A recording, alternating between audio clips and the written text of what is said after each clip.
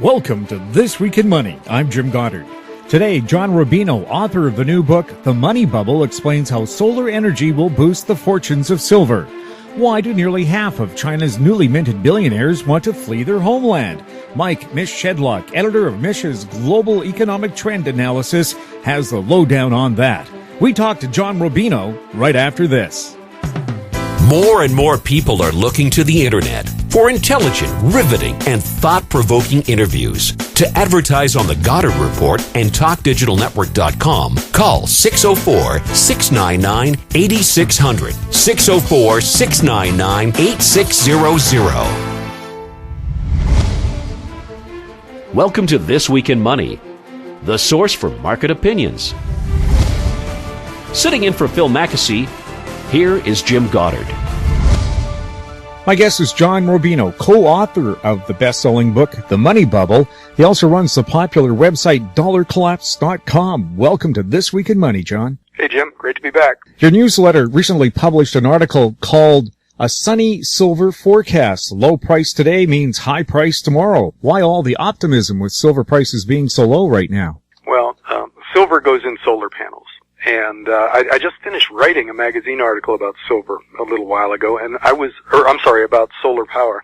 And I was amazed to find out that in just the last couple of years, solar power has gone mainstream. It's gotten cheap enough that, according to a report just put out by Deutsche Bank, solar is now at grid parity, which is the point where rooftop solar is as cheap as coal-derived electricity delivered by the local utility in 10 states in the U.S. And in another couple of years, another 10 or 15 states will be at grid parity for solar power. And this kind of opens the floodgates. You know, if solar is as cheap as the power that you get from your utility, of course you're going to slap solar panels up on your roof, just because it saves you money in the first place, and it's very cool otherwise. And they've got these solar installers out there now who go around, they do direct calls, or they just show up at your door and they offer to put solar panels on your roof at no cost to you, and then to charge you less for the power than you're currently paying your local utility. So millions of people are taking them up on this offer, and so solar panels are going up all over the Sun Belt in the U.S. You know, the warmer, sunnier states are becoming this solar hotbed. And meanwhile, China and Japan are putting up even more solar for their own reasons than the U.S. is. So worldwide, solar power is absolutely exploding. And the International Energy Agency just released a report that said by 2050, solar is going to be the single biggest power source in the world. And that's up from 1% of total electricity generation today. It's going to be 25 to 30% of the world's electricity in 2050. So that's a long, long bull market for solar power. Now, why this is great for silver is that today's solar panels, most of them at least, use a little bit of silver to conduct electricity from the panel to the grid. And in the aggregate, so many solar panels are going up that it's becoming a really big part of the demand for silver. It's maybe 10% of total silver demand right now, and it's growing dramatically. So when it gets up to 15 or 20%, you know, that's in a market where we're not mining any new silver, basically, in terms of growth. You know, it's about the same amount year after year after year. And it's already used in a lot of electronics where those uses are also growing. Meanwhile, investment demand is pretty dramatic lately. You know, we've seen a lot of the mints flat out run out of silver coins just lately and have to go to allocation or just suspend sales altogether. So you put all that together, and then solar could be the thing that tips silver from what feels like a glut right now with falling prices into a shortage where you just can't get any more silver coins or whatever. And that's liable to drive prices up dramatically. Now, at some point, the solar panel industry will find the increasing cost of that input onerous, and they'll find ways to use less silver or dispense with silver altogether, but it's going to take a much higher price to make that happen. So in the short run, which is, let's say, 5 to 10 years with silver, the increasing demand from solar ought to put a floor under its price and ought to drive its price higher. as solar gets more and more ubiquitous out there. So it's a nice part of the silver story, and silver is a subject that could use a positive spin right now.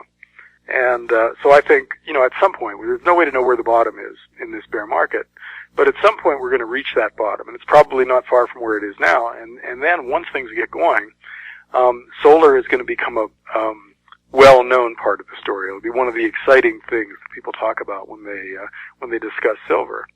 And that's going to help drive the price up, because you'll be able to look at this really dramatically fast-growing market that everybody's excited about, and silver is a part of that.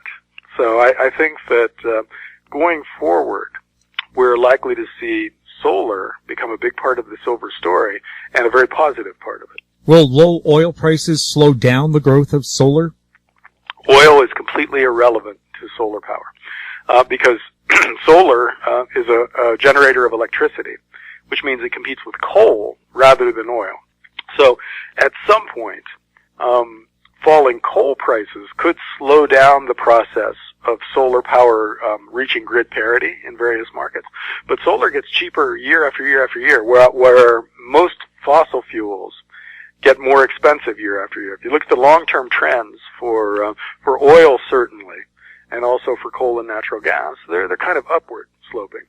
And so as fossil fuels continue to get more and more expensive, with variation over time, you'll see solar cross that line to where it's cheaper than fossil fuel derived electricity in more and more markets. So oil doesn't matter. Coal does matter, but there's still reasonably strong demand for coal, and it's down a little lately, but it's holding up. So coal-derived electricity is projected to get more expensive next year and the year after and the year after that, and to continue to become more expensive over time, whereas solar-generated electricity is projected to get cheaper and cheaper over time. So the trends work in favor of solar and against fossil fuels in general. And although fossil fuels get volatile, or very volatile in the short run, in the long run, the trends are still working in favor of solar. One other interesting aspect of solar becoming ubiquitous is that it becomes the price driver out there. So solar kind of puts a lid on electricity prices in general, and as it goes down, that forces the average price of electricity down in the markets where it's already at grid parity and getting cheaper. So you'll see fossil fuels, to the extent that they get more and more expensive with time, be forced out of the market by solar, because you can't charge more for electricity derived from coal if solar is already cheaper. Everybody's just going to put solar panels on their rooftop and collect the savings. And that's a dynamic that is just beginning in a few markets.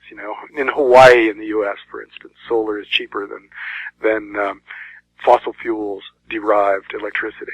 And that's going to spread to other parts of the U.S. Sun Belt, and then eventually, according to the solar analysts that I talked to for this article, to much of the rest of the world in the coming decade. Do you see a day when most businesses and homes will be covered in solar panels? Yes. And it depends on where we're talking about. But in places where there's abundant sunlight and current electric rates are fairly high, and that's a good part of the world, where those two factors are in place, there's no reason not to put solar panels up, because it's an immediate savings. You actually make money right up front by contracting with one of these solar installers, having them put the panels up, and then your bills immediately go down, and it doesn't cost you anything up front. So to the extent that those deals are in place in more and more markets, you'll see more and more people putting solar panels up. And there's just an amazing amount of real estate out there already on rooftops that have already been built. There's no zoning issues or anything. When you build a new power plant somewhere, you've got to jump through a lot of regulatory hoops. But to put solar panels on your roof, you just do it. There's no government intervention there at all, except to the extent the government might give you a tax break in order to do it.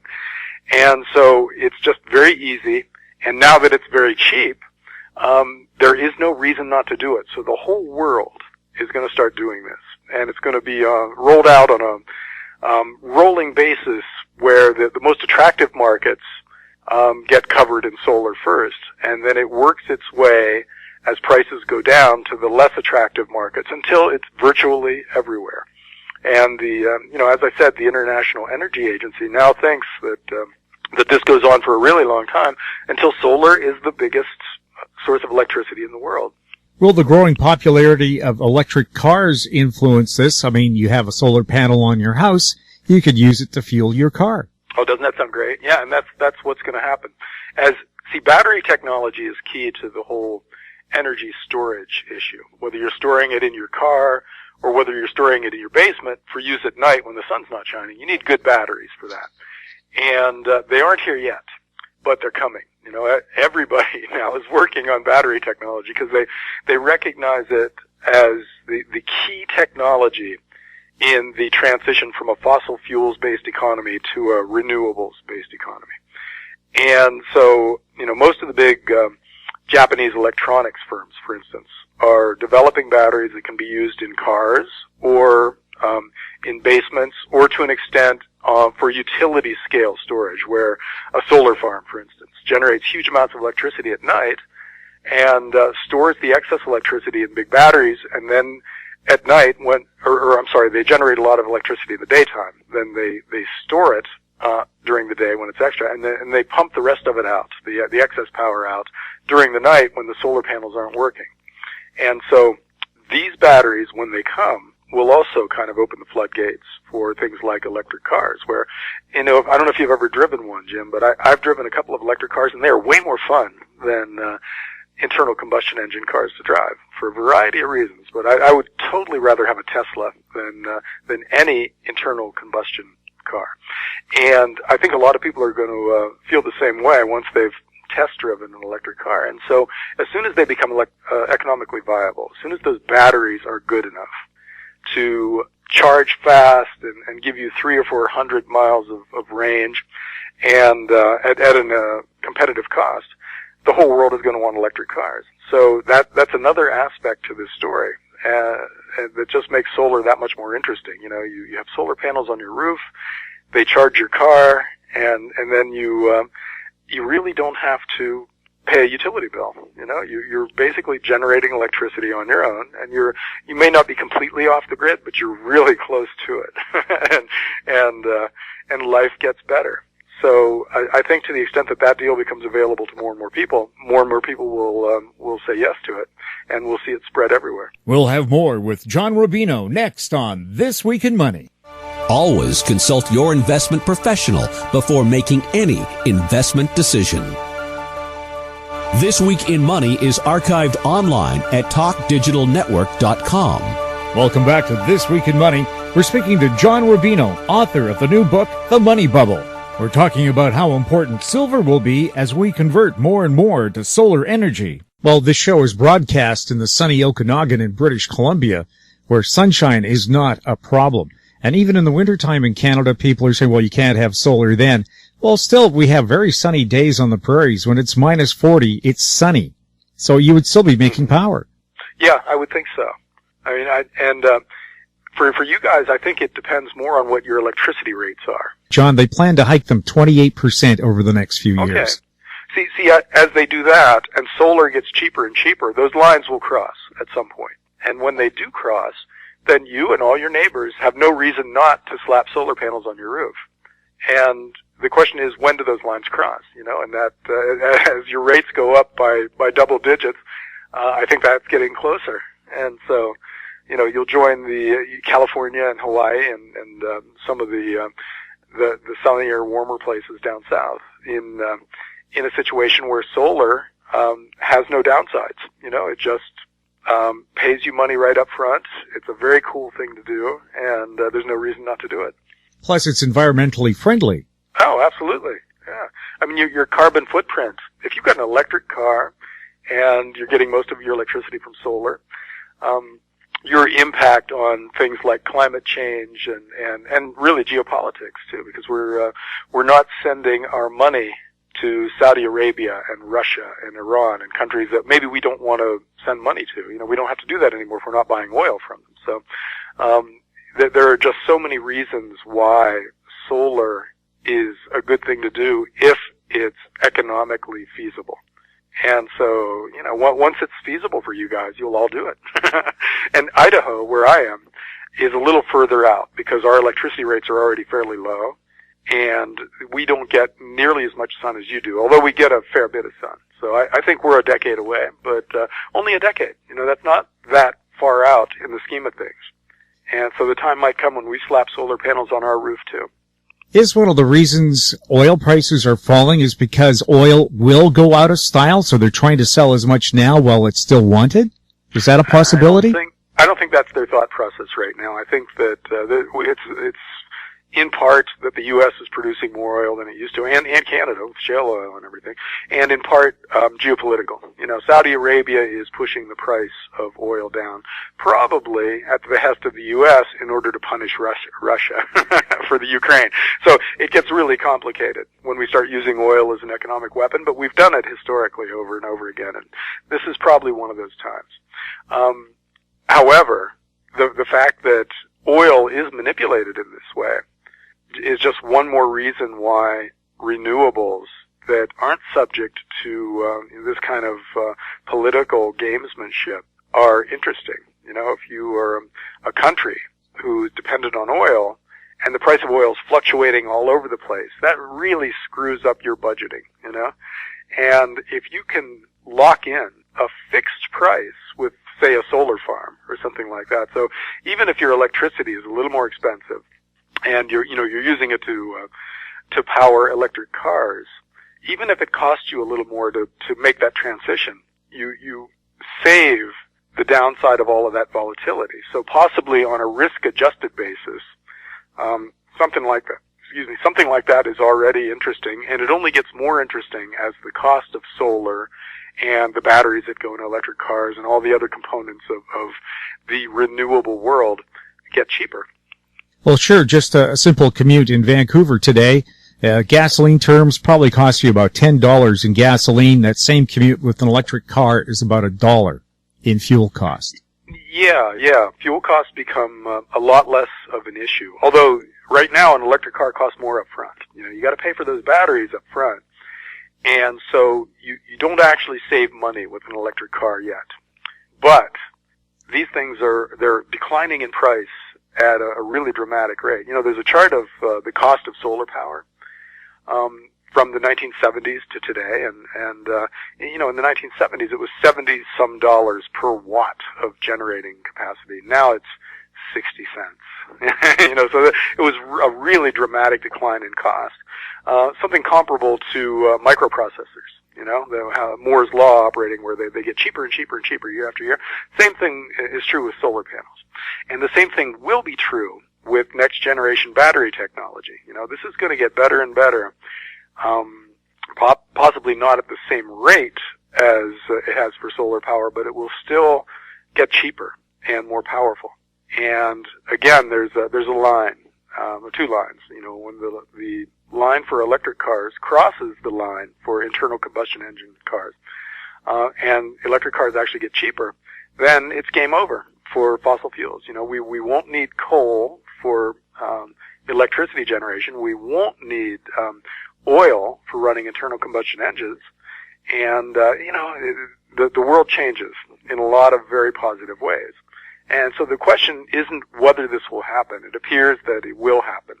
The question is when, and is it soon enough to head off a lot of the problems that fossil fuels now cause? And that I don't know, but I think that the fact that it's a 20 or 30 or 40 or 50 year process is good from an investing standpoint, because that means a long bull market for these technologies. If you're riding the right horse, the right solar panel maker, the right battery maker, the right electric car maker, you've got a really long run ahead of you, in which the companies that you're invested in are going to generate higher sales and bigger profits, and probably generate a rising share price. And so do it right, and solar power in particular, and alternative energy in general, not only improves the world but makes you rich. So this is a great story from whatever angle you choose to approach it. Is there a website people can go to find out more about this subject? Yeah, well, I run dollarcollapse.com, which is more of a gloom and doomy kind of website focused on the financial crisis that is coming, and that's going to be huge when it hits.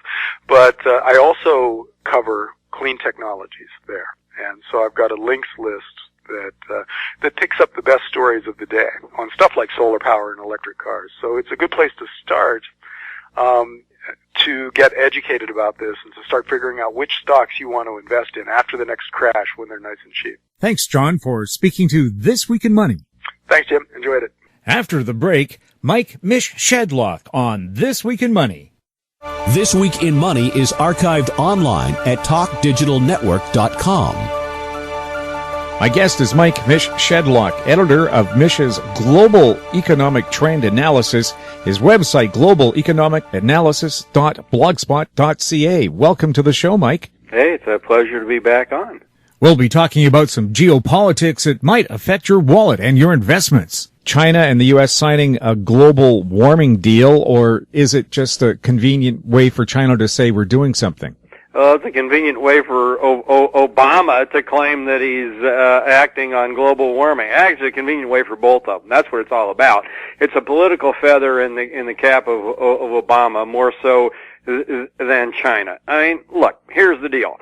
Obama pledged to cut U.S. carbon emissions by 26 to 28% of 2005 levels by 2025. Now, apparently our peak level was at 2005, so maybe this is a bigger sounding, promise than it really is. But in return, what did we get out of China? China agrees to cap its emissions by 2030. Cap by 2030. How many years from now is that? 16 years from now they'll cap it. What will the emissions be by the time they agree to cap it? So it seems like to me, and given that China is the world's biggest polluter, the U.S. second, China is almost double what the U.S. is now. So if the U.S. reduces in the next few years by a little bit, and China agrees to cap 14 years from now with its emissions, I'm just going to take a stab here, likely double what they are today. What kind of agreement is this other than a feather in Obama's hat that says, I issued a global warming deal with China and no one else did? Because, there's nothing behind this. This is just a fluff announcement. There appears to be a lot of political pressure for Canada to reduce its greenhouse emissions, even though Canada accounts for around 1% of the world's greenhouse emissions. Yeah, and there's pressure on Australia to do the same thing, and I'm looking at here the map here. It appears that Australia and Canada are very similar in output. And then one of the inane comments that came out from that Guardian article is, this is going to put pressure on Australia to reduce its emissions. Lovely. It's meaningless. Totally freaking meaningless. That Australia or Canada would agree to do this. Yet we've got this big push for, Obama wants all this cap and trade. It is the biggest freaking scam. The idea, let's just assume the global warming happens. Now, I believe it's debatable. A lot of people don't. A lot of people think it's a fact. Okay, let's just assume it's a fact. The odds of governments getting together and doing anything sensible about it, I believe, is close to 0%. And that's it. I mean, this is all about, people's egos and all about companies like GE who like this push so that GE can sell more wind turbines. That's really what's going on here. Is the downward price of oil really just another device to attack Russia? I think that's arguably part of it. But I think the big part of oil decline is simply the slowing global economy. There's no doubt that falling oil prices hurts Russia.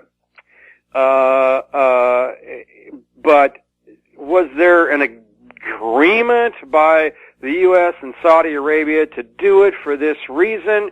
I don't know. I thought actually that there was a chance that the U.S. and Iran would sign an agreement ending the sanctions. That would flood the world with more oil, I believe, and certainly make it easier for Iran to export its oil. That would cause prices to drop, and I thought that there was a decent chance that there was going to be such an agreement. Lo and behold, Russia came by and might have scuttled all of that with an announcement that it was going to build 8 new nuclear reactors in Iran. So, that has Obama's ears picking up, and of course that will have, if this deal goes through, McCain howling like a sick moose. But so it'll be interesting to see if this Russia-Iran deal scuttles the talks that are going to be held on November 24th between the Big Five plus Germany on ending sanctions against Iran. We'll see. I don't know, but for sure, Putin timed this announcement to poke a stick in Obama's eye. And this is just all part of the blowback that happened because the U.S. and Europe did sanctions on imposed sanctions on Russia. One of the inane headlines of the month, if not the year, actually came out from the Financial Times. I'm talking about inane from the perspective of leading news organizations. The Financial Times came out and issued this headline: Putin snubs Europe with Siberian gas deal with China. So, snubbed? Putin snubbed Europe? Excuse me. Europe has sanctions on on Russia. The EU prevented Russia from building new pipelines to deliver more gas into Europe. Putin didn't snub Europe. Europe snubbed Putin. So what was he supposed to do in return? Well, he did what he had to do. He worked out a gas deal with China. He said, you know what? Europe doesn't want our gas. Well, let's ship gas to China instead. So, that is just all part of the blowback when you start imposing ridiculous sanctions on countries. And I think we've got sanctions on Iran right now. I think whether or not that we come to this agreement on November 24th to end those sanctions, these sanctions on Iran are going to break down. Why? Because Russia and China are both going to agree to take more gas from Iran. They will enter more trade deals with Iran. South Africa, just a tiny little country, but very symbolic. The U.S. had to twist its hand to enter the sanctions agreement in the first place. I think we're going to see a number of countries just decide, you know what, enough is enough. We're ending these sanctions, and the U.S. will have gotten nothing out of these sanctions if they break down. So that's one reason why I'm sort of hoping that this deal gets signed, and it'll be another one of these fanfare deals that is another feather in the cap of the hat of Obama if they do sign a deal. But for all these sanctions and everything we've done, the U.S. really won't have gotten much out of it other than what Iran was willing to do in the first place years ago. Is a Republican-dominated House and Senate going to push through the XL pipeline, or will Obama veto it?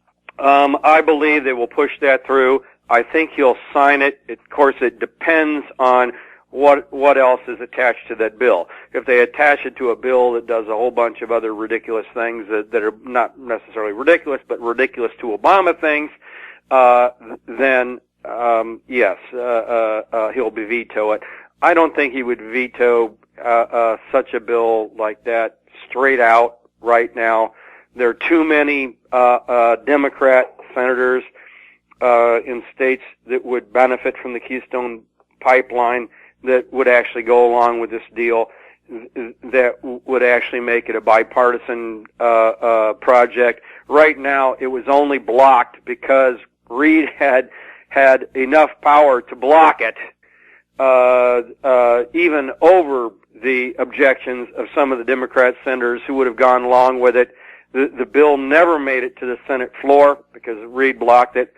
Well, Republicans are going to control the Senate now. The bill will make it to the floor, and while it's possible that it could be filibustered, the Republicans don't have the necessary 60 majority that they need to end a filibuster, but it only takes a handful of Democratic senators to go along with this thing, and I think we might be able to come up with that handful. Do you think there might be a motion to impeach Obama? That would be ridiculous. No.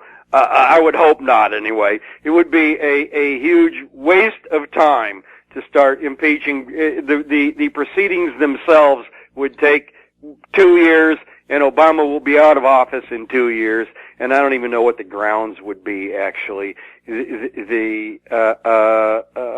I was in Congress, any person in their right mind would say this is a silly thing to do.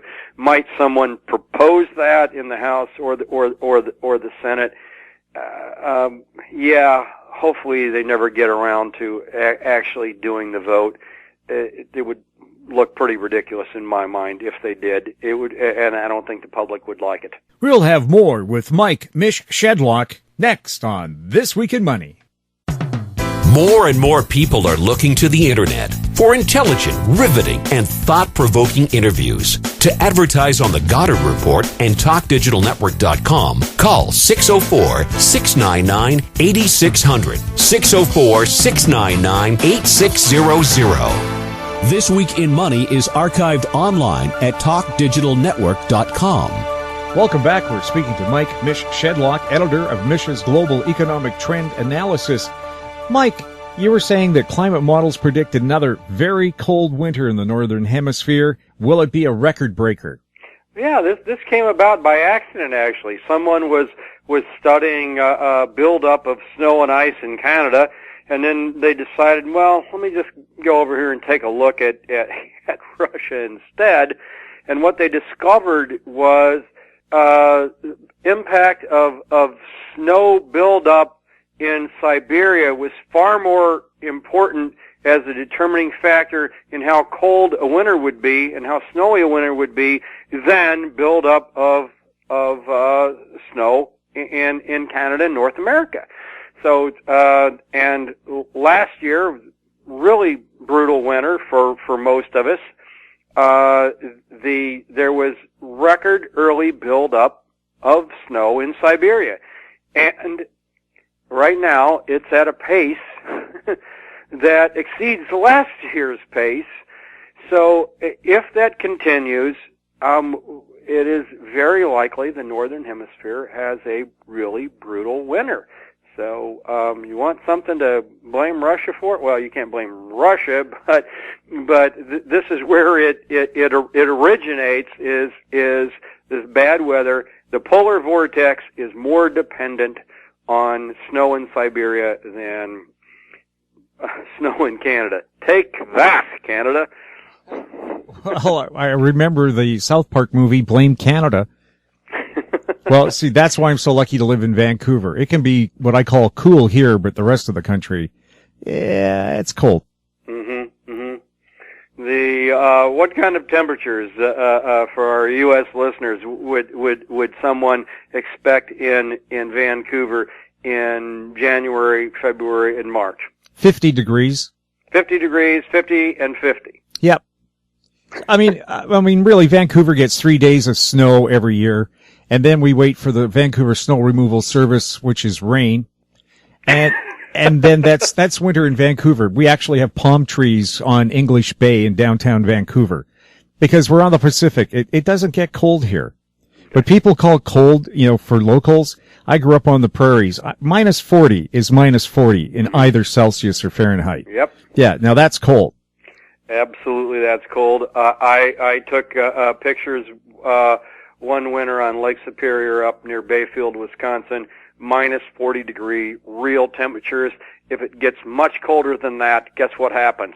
Propane turns to liquid, doesn't ignite, and you have real problems.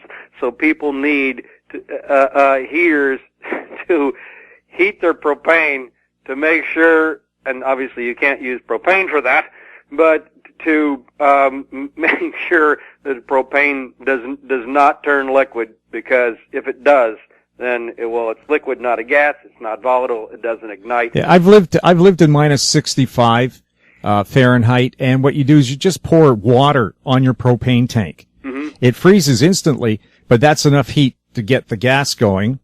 And to get your car going, you have to use a blowtorch on the oil pan to get the oil liquid. And then once you start your car, you can't turn it off because the liquid in the exhaust will freeze and crack your block.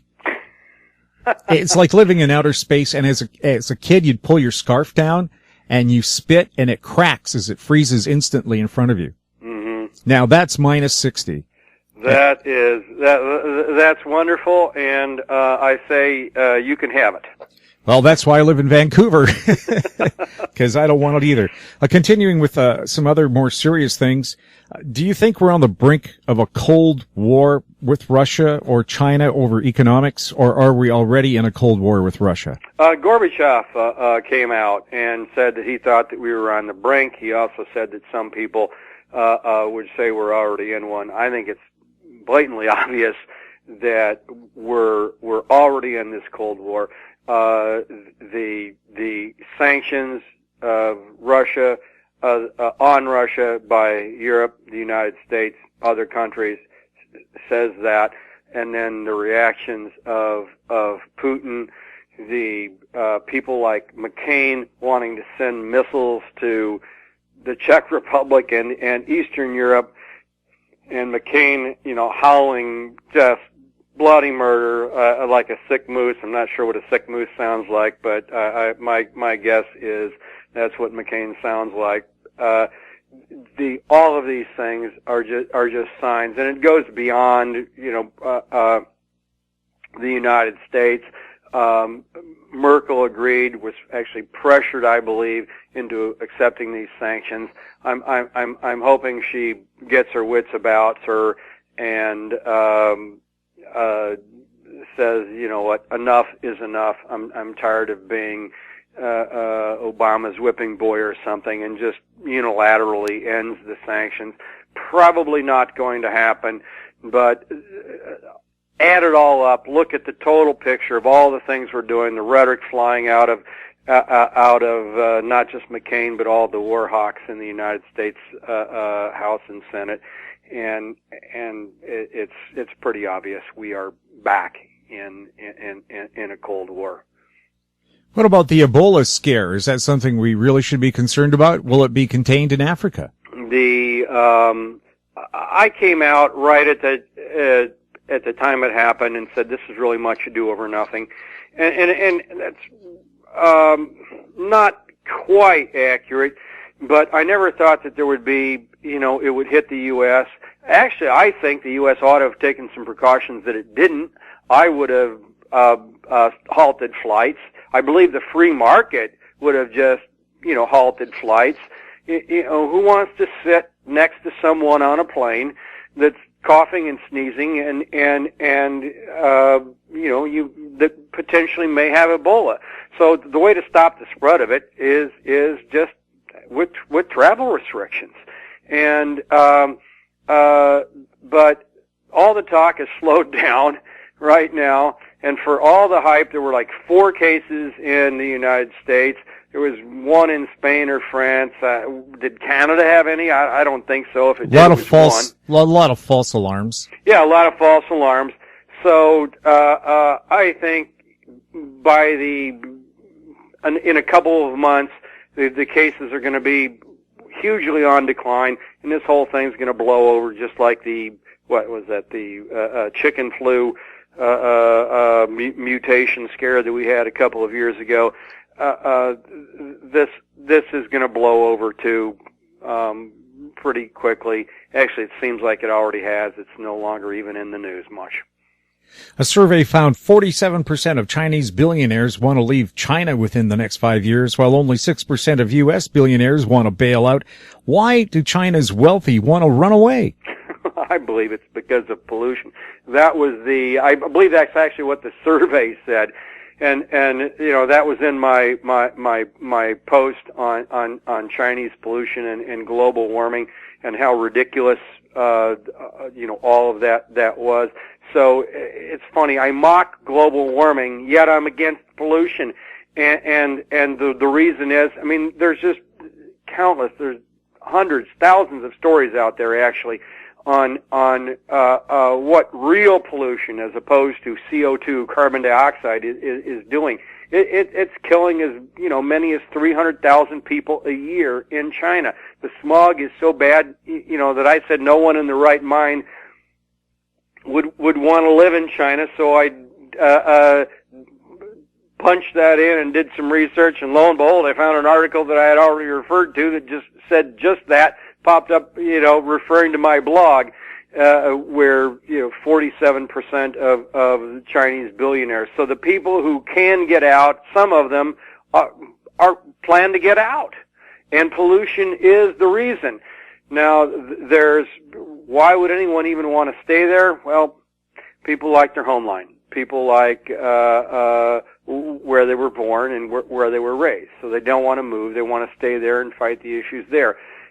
I can understand that, but I'm saying, in the absence of that, people would leave, and certainly 47% of the billionaires are.